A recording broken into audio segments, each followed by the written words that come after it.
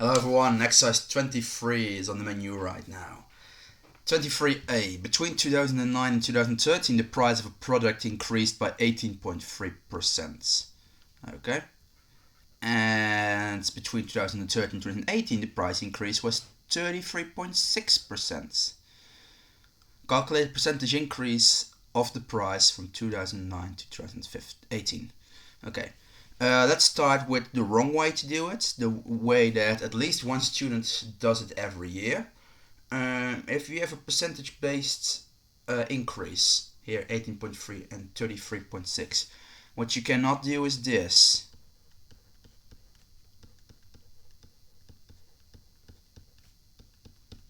This is not how it works. You have to multiply them. That has to do with the fact that this percentage increase is already not over the starting total, but over the starting total plus that 80.3%. Luckily, you can remember this very easily because we have introduced you to the fact that if I convert percentage-based calculations like this to decimal numbers, they are called multiplication factors. And that's in the name. Vermenigvuldigingsfactoren, multiplication factors. You have to multiply them, right? You think, how does this become 1.183? Because it's an increase, right? So if I'm a bit more, I should be actually, if I'm a bit more clear, increase, don't do that. I don't want to hear typen. Hello, away you go. No, okay, don't like that. So it's a lot more clear if I say increase, yeah, because that indicates why it is 1 point. Right, 18.3 as a number is just this, but it's an increase from 100%. So you can say that you had 100% plus 18.3%, right? That gave you 118.3%, and that's why I find 1.183. You always start at 100%. And here as well. You don't have to write down this whole calculation, by the way, so you can just instead do this. And just ignore this one for a second. Just assume we already start at 100%. So you have this. Of course, not with a percentage based, but it's like this.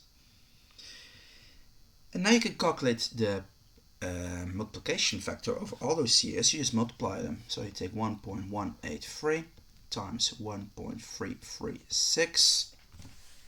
Let's take a look. 1.183 times 1.336. That gives me a decimal number with 6 digits. So I'm already going to round that because I know that I don't need that many for my final answer. What I'm going to do is I'm going to round it at this. Okay. Why is that the case? Well, I already know that I'm going to round this to one decimal place. And if this is my multiplication factor over all those years, and now I want to convert back to the percentage increase, you can do this in two different ways. What you can do is now first convert this back to percentages, right? So what you can do is say, well, 1.5804 times 100%, because then I have percentage again, is 158.04%. And then the percentage increase is actually 158.04 minus 100%, because you always start at 100%. And that gives you approximately, and that's why you see I could have rounded it here like that, 58.0%. You always round percentages to one decimal place. So here that's why I could already round it here. You could of course write down the whole string, work at the whole string, and then round at the end. That's totally fine. This is one way to find 58%, by the way. Another way that you can do it, so this is number 1. Number 2, what you could do is just take 1.5804 minus 1. and then you find 0.5804, and then do that times 100%. That minus 1 indicates that 1 here stands for the 100% you start with. You can also first do that subtraction and then multiply with 100%, and then you find the same answer. Okay, so choose 1 or 2, but do one of them. Don't stop here, right? And then again, if I'm clear, I should say increase here and increase here. Okay, that's 23. I'm now going to copy paste this and then wipe the board clean. For B, let's take a look.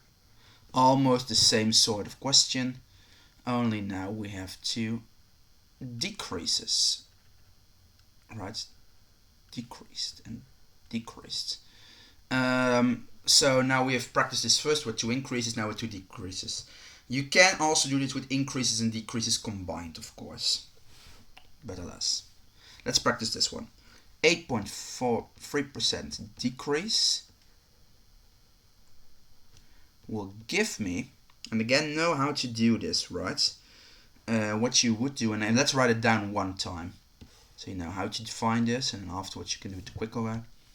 That means you would have 100% minus 8.3% is a total of 91.7%, and that gives me 0.917 as a multiplication factor.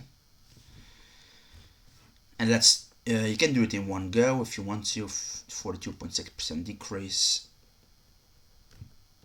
right? And then do it mentally. 100 minus 42.6, that's 57.4, so 0.574. That's also okay. Those are the 2 multiplication factors, so let's multiply them. Let's do that. 0.917 times 0.574, and again this gives me a string with a lot of decimal numbers. So, well, let's just show you that you can do it without rounding here, and I've shown them both. 0.5263558. This is the total real outcome. Again, now we have to convert this back to what the decrease actually is. How are you going to do that? You are either using method 1 or method 2, I guess. Let's use method 1 here. So I'm first going to take that. Oh, put a 5 there first. Times 100%. That will give me 52.6358%. And now you already see that you could round this here to 64, right? But alas, let's continue like this. I say 64, I mean of course 6. Ooh, make a mistake there as well. 1 decimal point. What's now the percentage decrease? Well, we started at 100%. Right? So we take 100% minus the decrease that there is.